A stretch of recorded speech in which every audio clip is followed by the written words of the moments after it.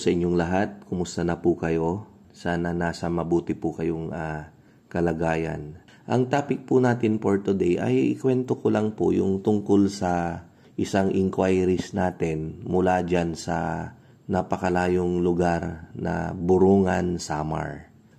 Gaya nga po ng madalas kong sinasabi sa inyo na ang lahat po ng inquiries hanggat kaya ko pong sagutin ay sinasagot ko po talaga yan.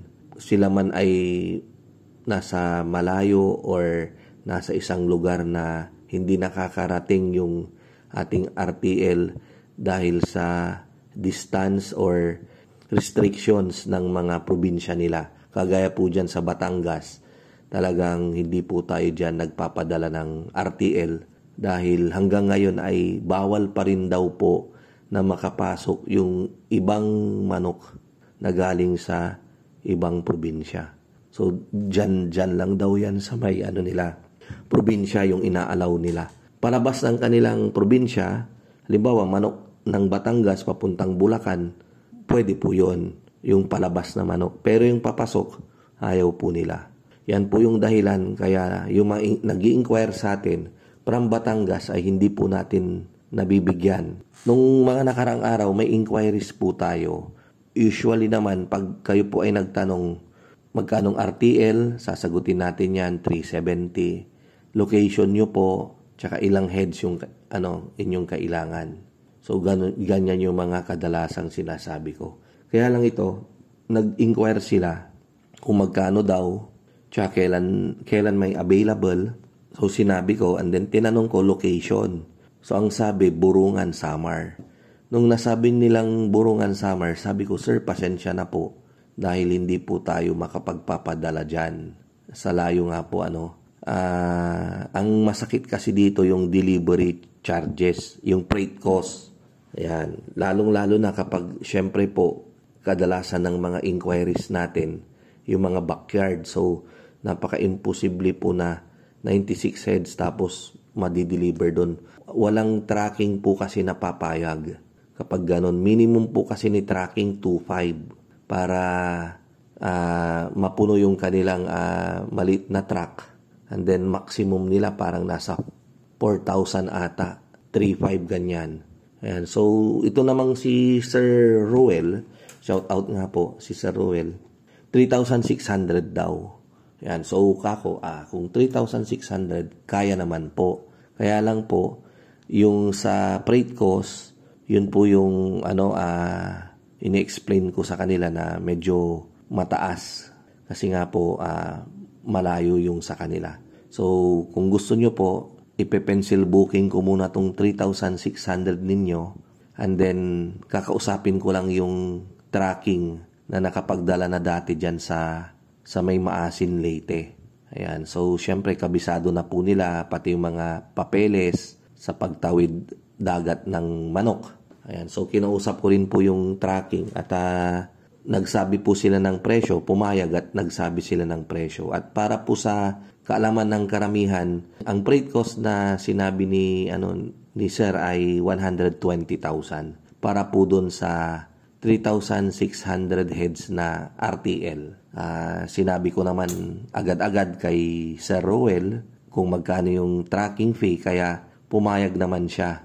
Kaya kahapon, nag-online na daw po sila ng partial payment para sa 3,600 heads capacity. Ayan. So, i-check na lang po natin yan mamaya. Papa-update natin yung ating account.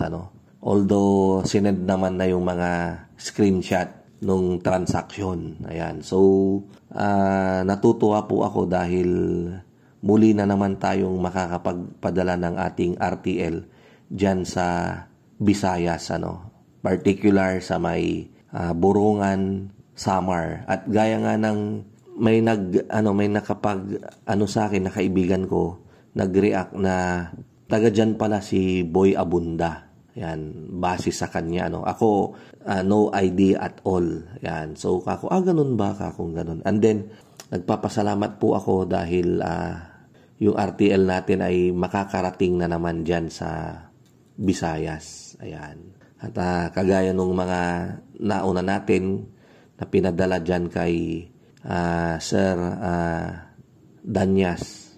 Yung iba ring nagpabook, ito yung pang February 18, nagpabook din si Sir Aaron, sila Sir Jerry, sila Ma'am Joanne, ganyan. So wala po sa tabi ko yung listahan. Ayan. So at least pinaalam ko rin kay Sir Roel na i-vlog ko yung kanilang pagpapabook ng RTL natin for February 18. Once again, nagpapasalamat po ako sa tiwalang ipinagkaloob nyo sa akin. Bagamat hindi po tayo nag-meet in person, dahil lang po dito sa mga vlog ay nagtiwala po kayo sa akin.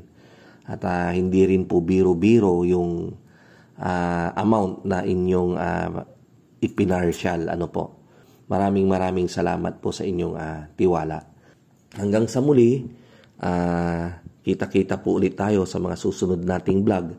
At abangan nyo po yung pang March 27 po natin na RTL. Parating na po yung sisiw natin sa December 5. So may mga nagpa-pencil booking na po.